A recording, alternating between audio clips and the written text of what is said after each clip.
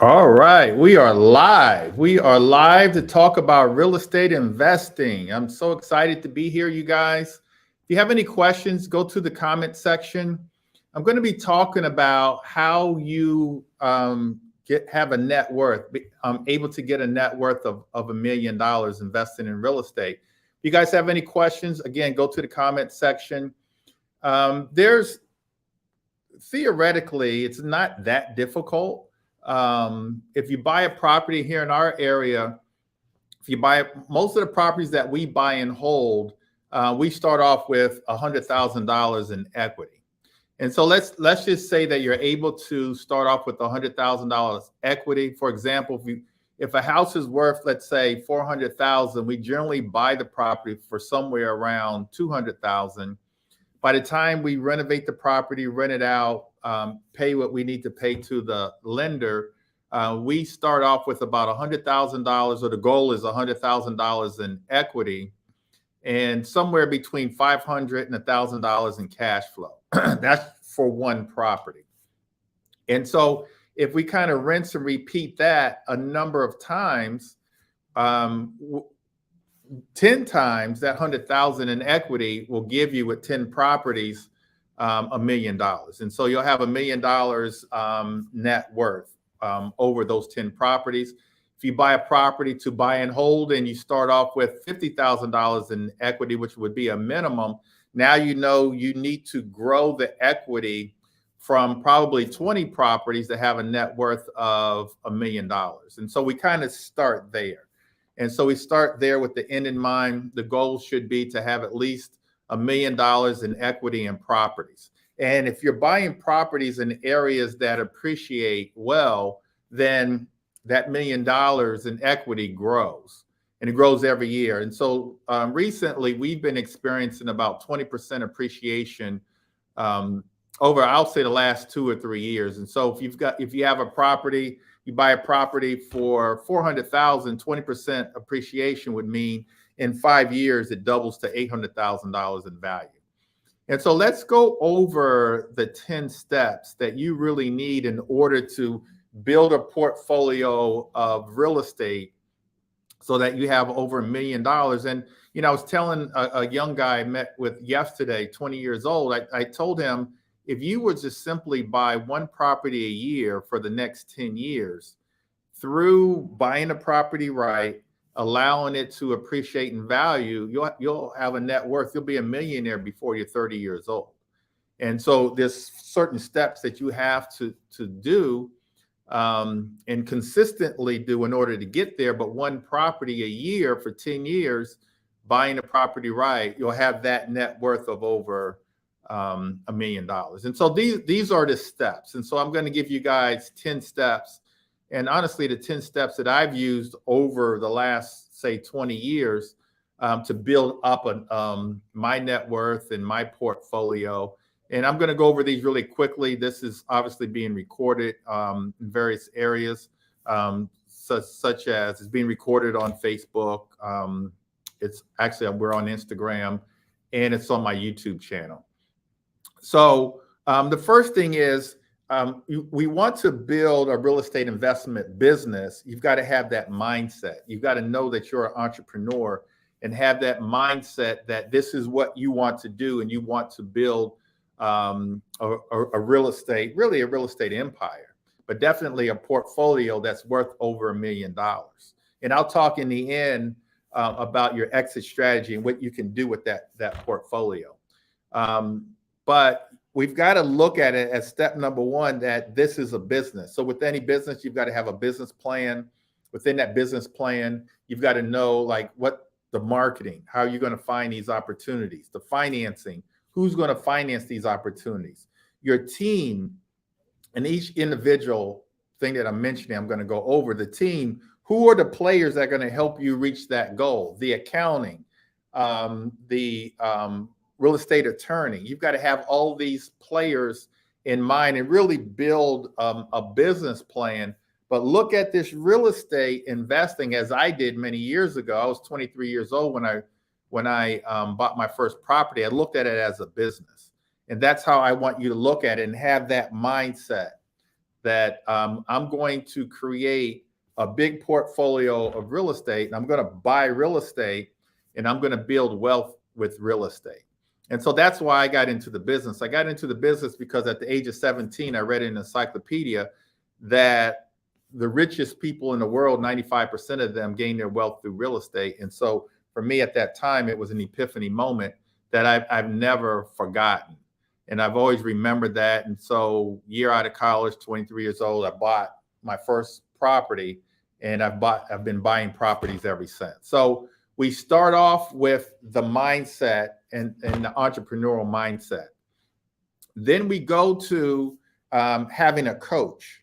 And so I do coach, but my journey would have been a lot easier had I hired a coach or had a mentor. I didn't have that.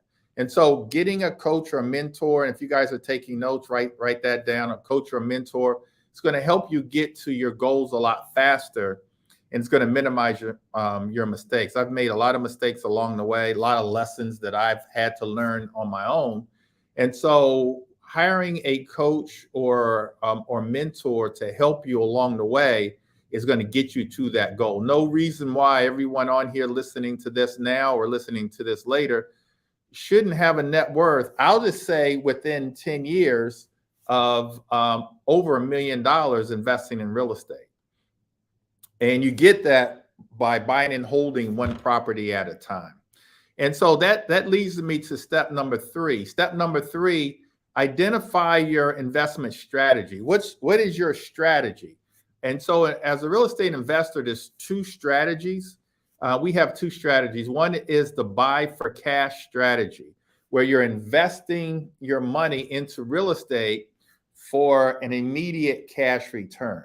And so under buy for cash is wholesaling real estate, where we're finding these opportunities, where we're finding motivated sellers to put their properties under contract.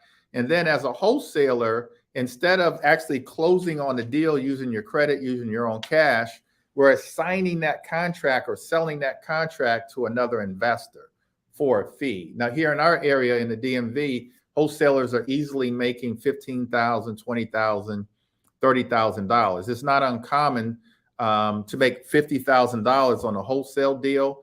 Generally speaking, we close wholesale deals within 2 or 3 weeks.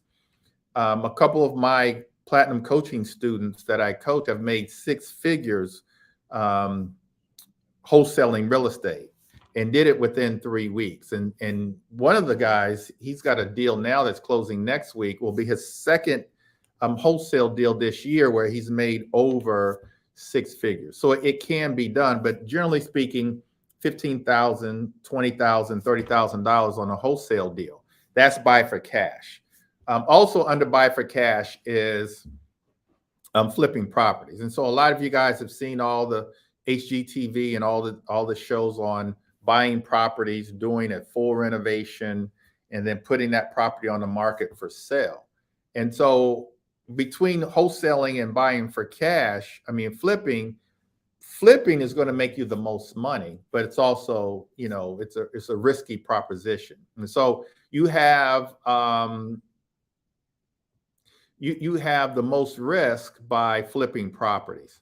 And so in our area here in the DMV, us flippers, and I flip, probably on average make about $100,000 per flip, probably minimum 80,000, but to 100,000. I've got some colleagues of mine that won't buy a property unless they can flip it and make over $1 million on a flip.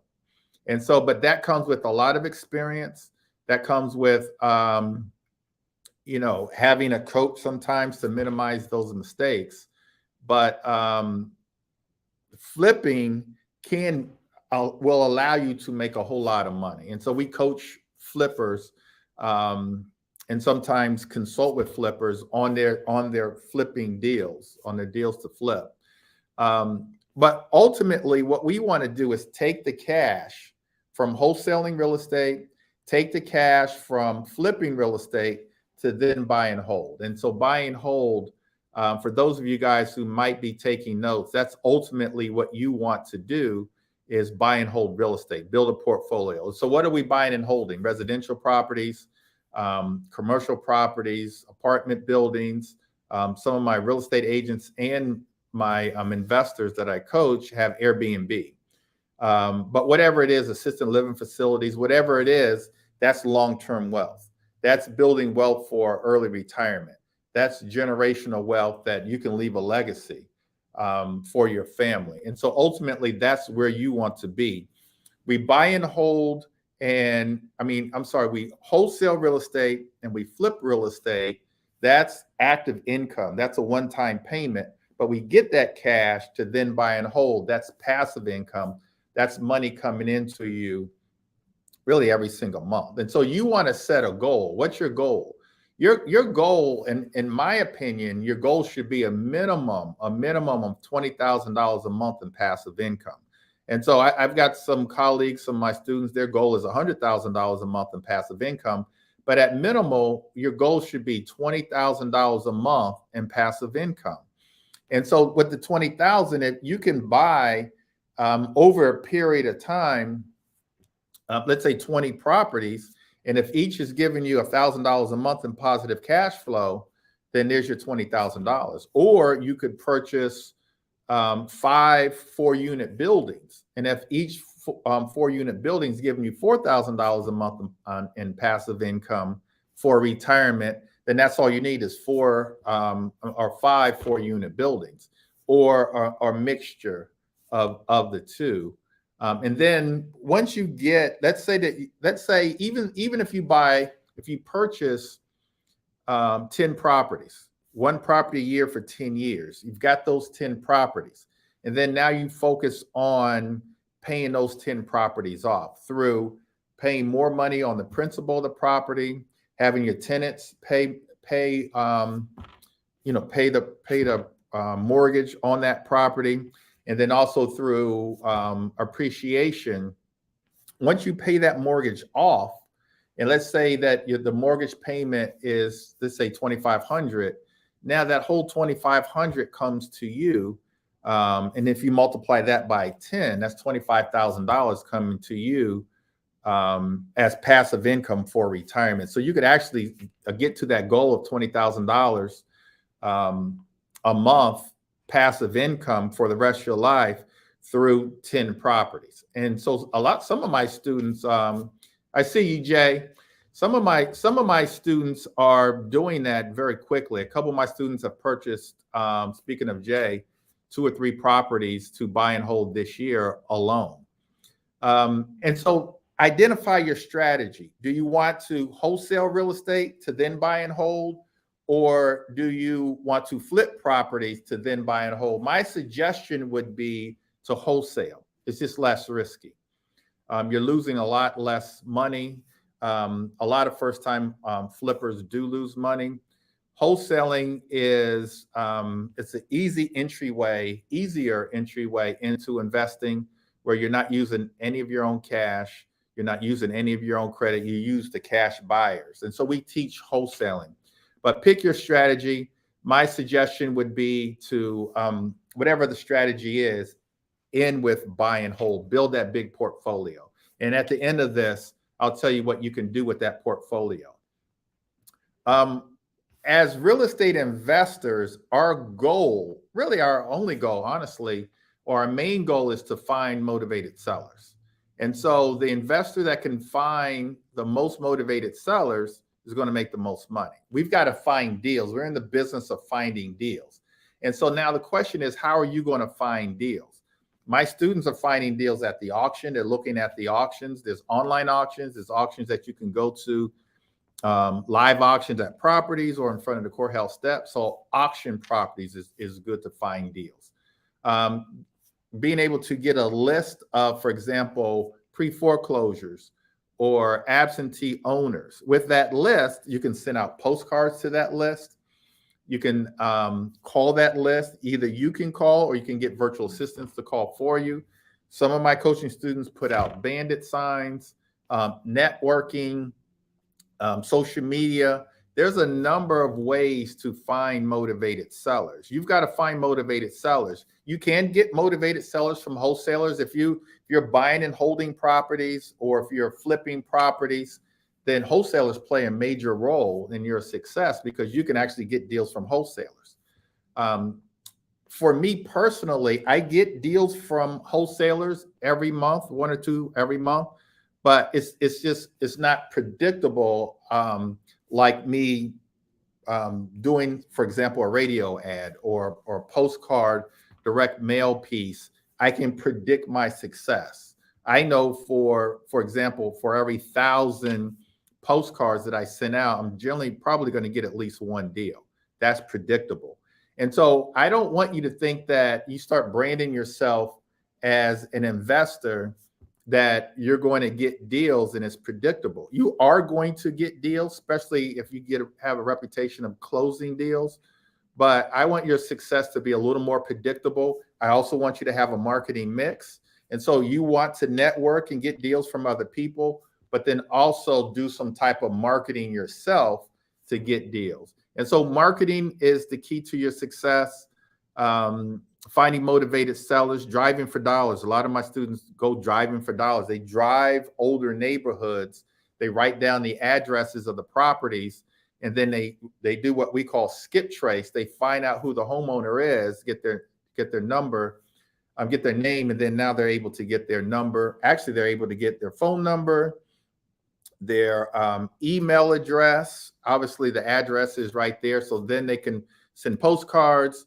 They can even get their social media handle to then send messages through Messenger to them, both on Facebook and Instagram, text message. And so those are some of the things and some of the ways that we find motivated sellers. That's the key to your success. Doesn't matter how well you can wholesale, flip a property, buy and hold. If you don't have any deals, you're not going to make any money.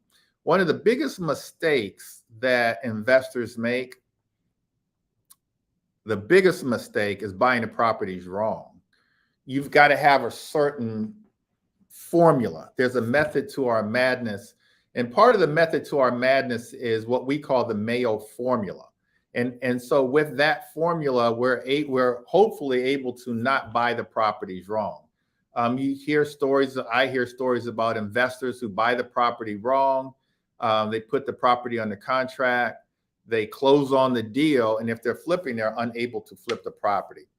Or if they're holding the property, they're buying a property with very little equity and very, very little cash flow. We don't want you to do that. So we stick by a formula. The formula is called the Mayo Formula.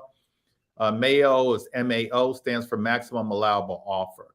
And it's just real quickly, for the flipper or one that's buying and holding, we take 70% of what the house is worth. We call that what it's worth once it's renovated.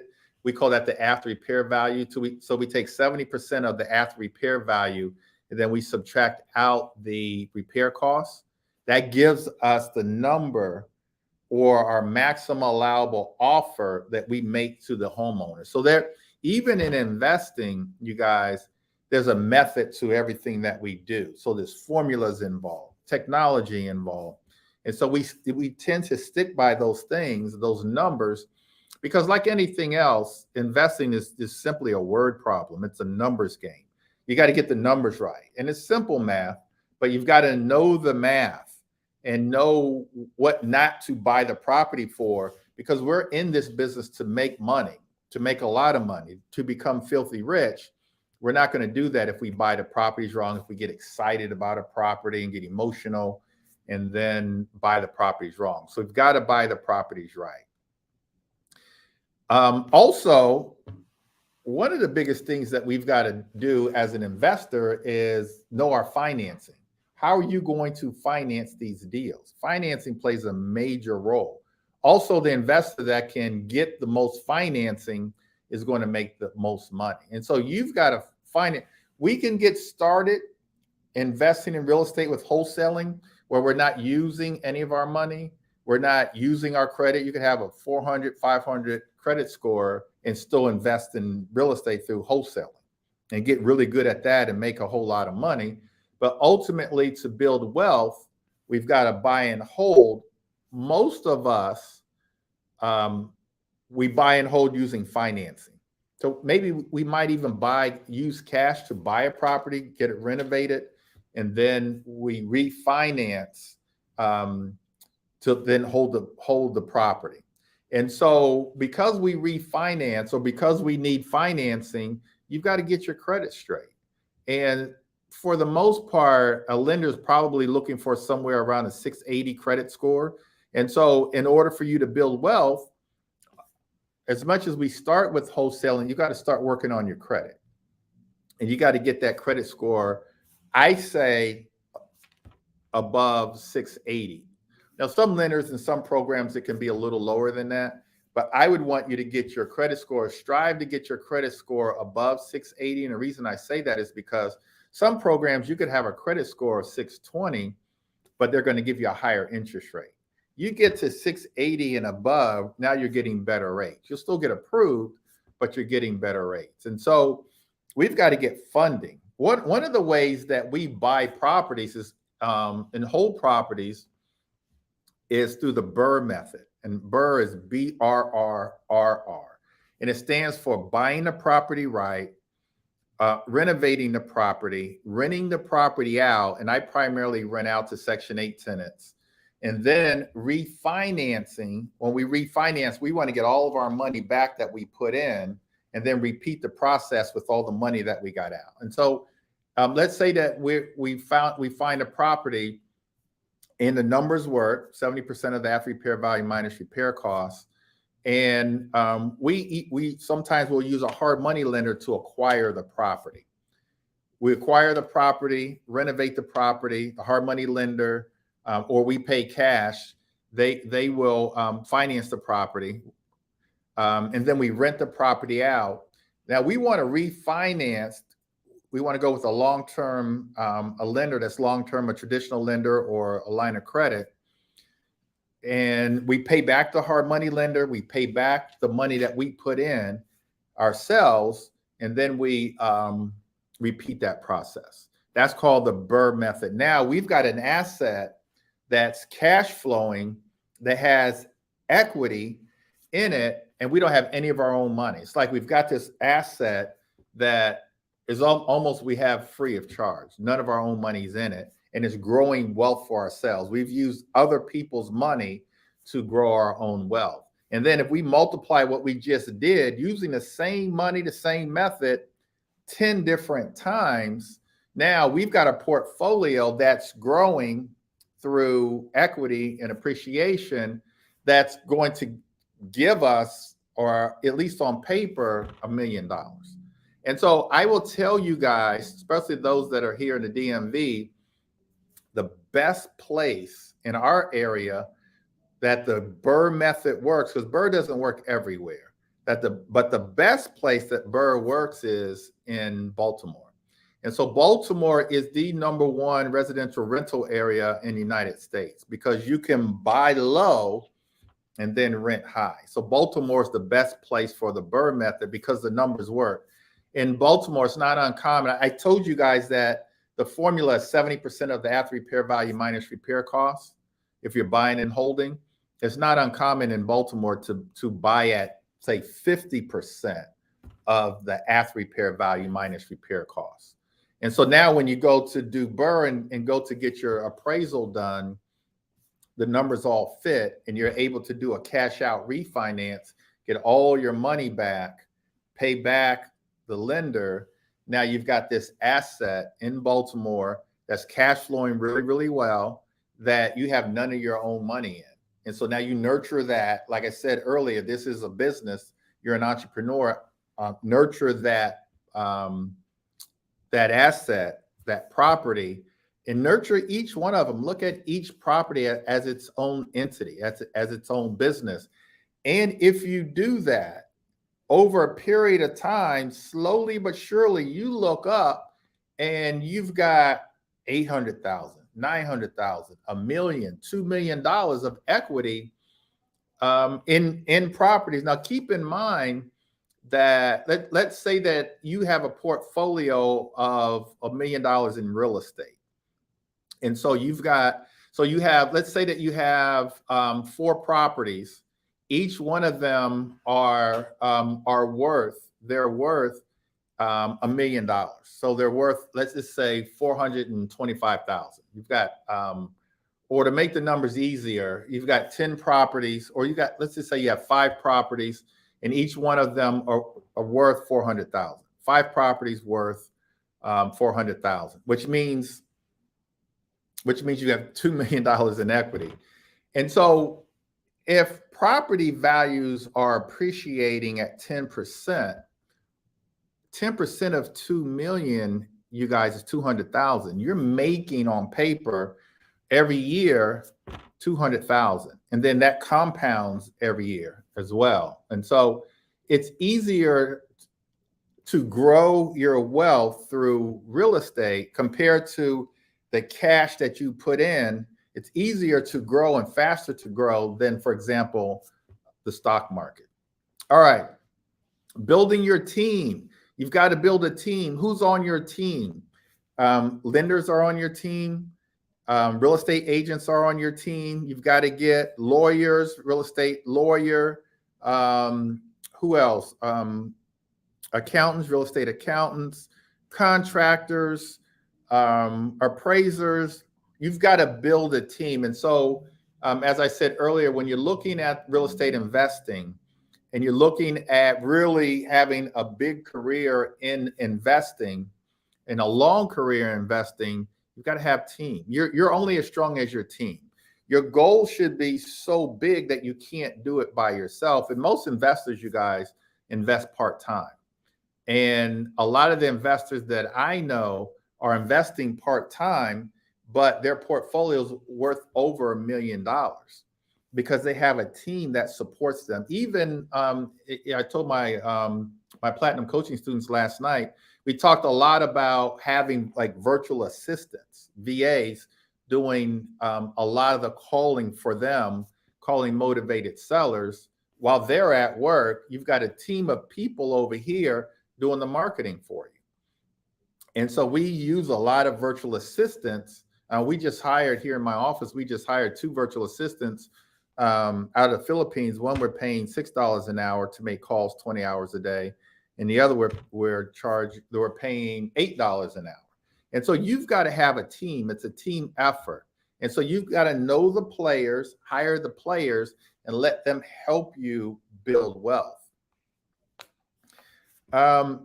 You've got to know your tax obligation. Obviously, and boy, don't I know, real estate investing is heavily taxed. And so if you're making money, especially if you're a wholesaler, you wholesale a deal, you make $30,000, that's capital gains. You've got to report that to the IRS, and most do not, but that's reported to the IRS. If you're a flipper and you flip property and you make, let's say, $100,000 on a flip, then that has to be reported to the IRS. That's a capital gain. Same with buying and holding. But every step of the way, there's ways to write off that money, but you've got to know those obligations. Also, as an investor, I want you 100% of the time to do your investing out of an LLC. Don't do anything as far as an investor in your own personal name.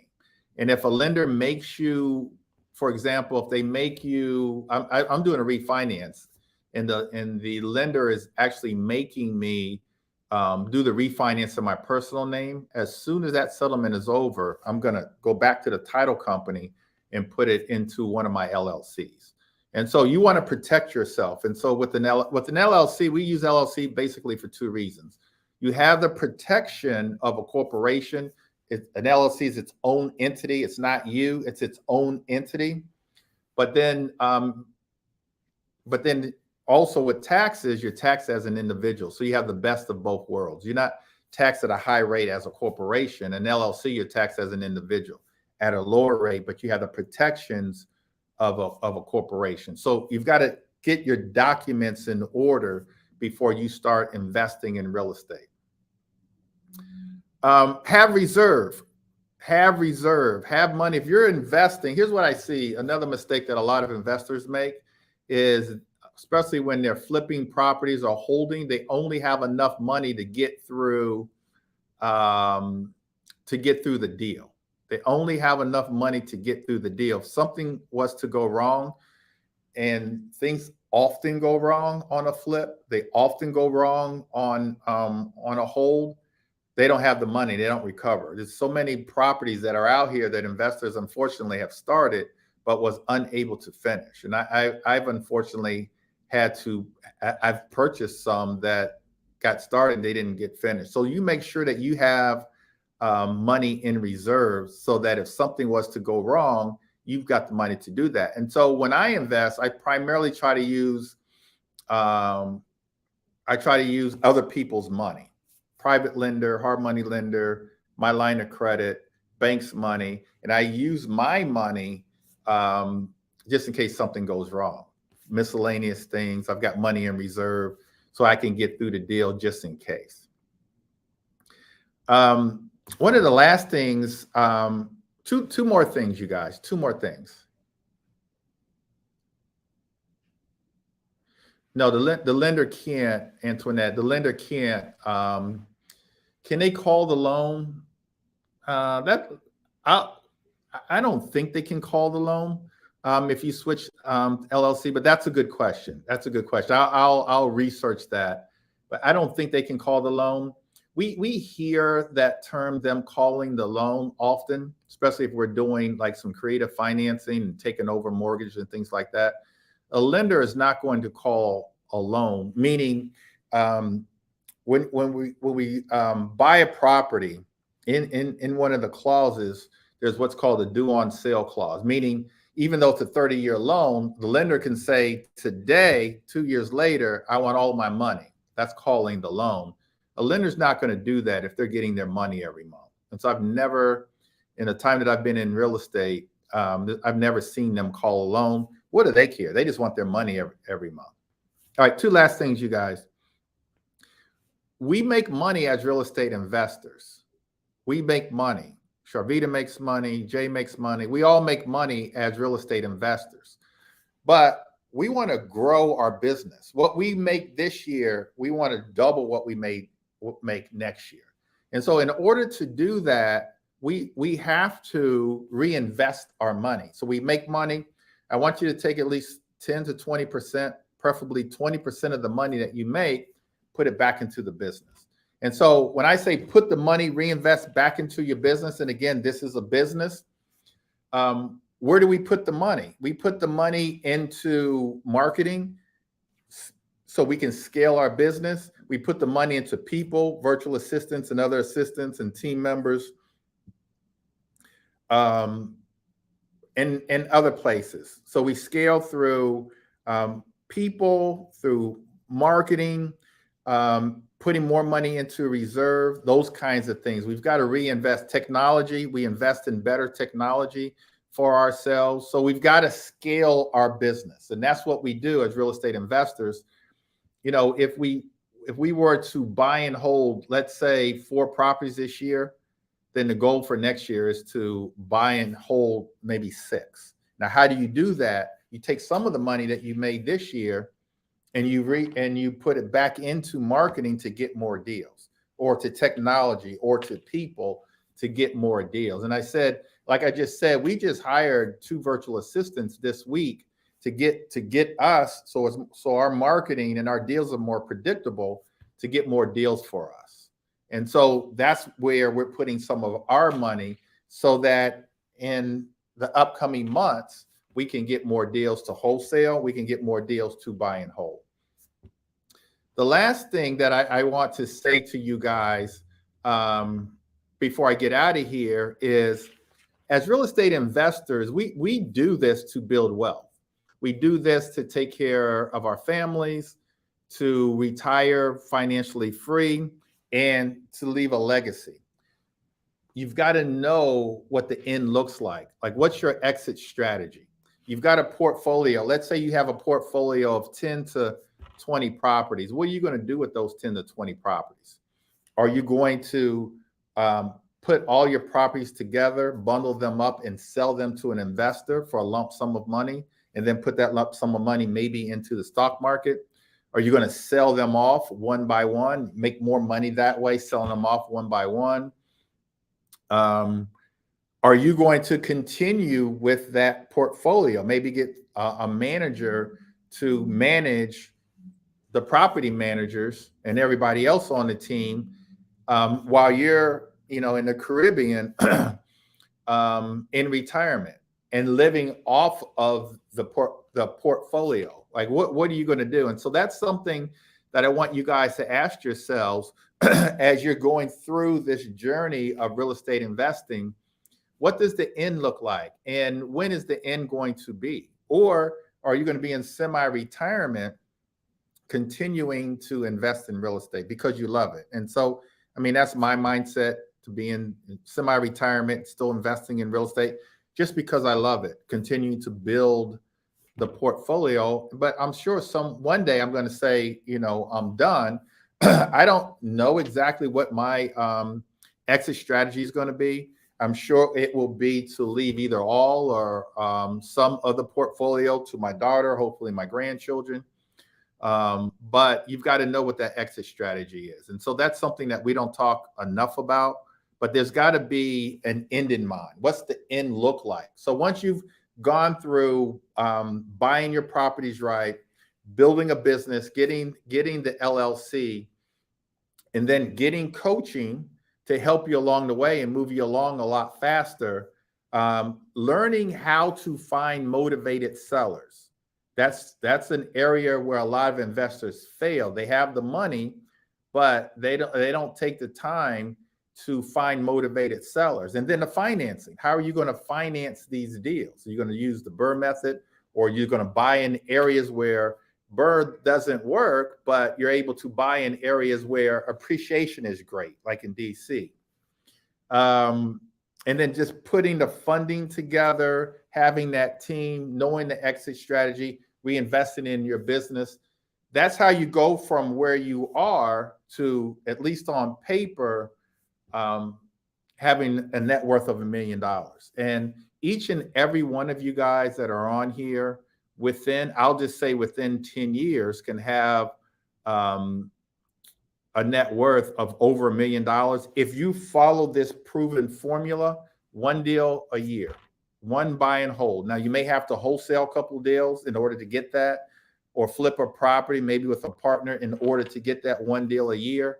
But just one buy and hold a year done correctly and through appreciation, in 10 years, my guarantee is that you'll have a net worth of over $1 million, and you can do it. If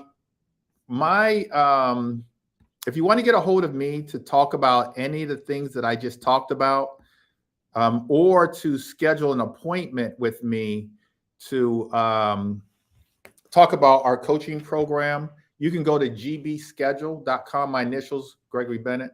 gbschedule.com. And you can schedule your own appointment. I'm more than happy to sit down with you, make you a part of our coaching program if it's a good fit for you.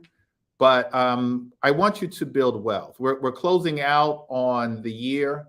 Next week, I believe, starts the final quarter of the year. There's still opportunity to close this year out with a bang. There's still opportunity to buy that one property and then use that momentum to go into 2023 guns ablaze. Like let's kill it next year, but it starts right now preparing. But if you just want to have a conversation about investing or the coaching, like I said, go to gbschedule.com, gbschedule.com. I'm happy to sit down with you and schedule an appointment. All right, you guys, I don't see any questions. This worked out. This is our first time. We're actually on Instagram, we're on Facebook, we're on YouTube. And so this all worked out. Hopefully you guys have a great Wednesday. Let's invest, you guys. Let's build wealth, not just for ourselves, but for your family. And your families need you. Your family needs you. People around you need a role model. You be the role model. You be the go-to person. And we'll all build wealth together. Tyra says, I'm ready to buy. Let's go. I see Cynthia Washington is here. She came late. Vita's here. All right, you guys, take care. God bless. And I will talk to you guys soon.